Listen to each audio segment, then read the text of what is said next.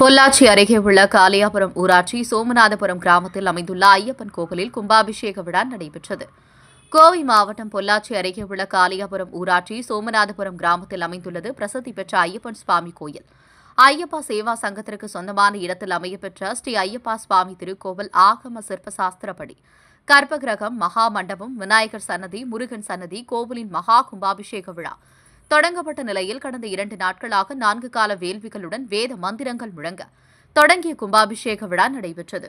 கும்பாபிஷேக விழாவில் நாடி சந்தானம், யாத்திரை தானம், கடம் புறப்பாடு நடைபெற்று கோபுர கலசங்களுக்கு புனித தீர்த்தங்கள் ஊற்றப்பட்டு கும்பாபிஷேகமானது விமர்சையாக நடைபெற்றது.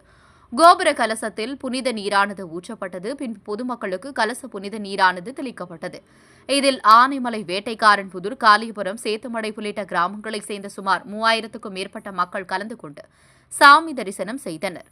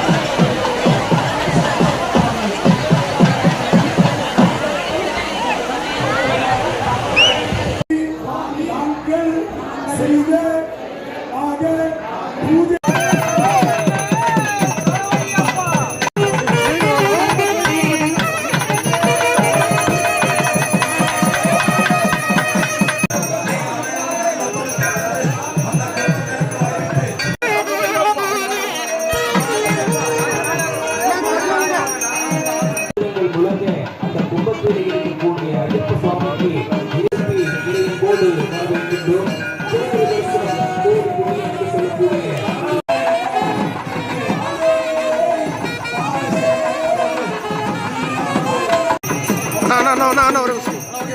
ஓகே.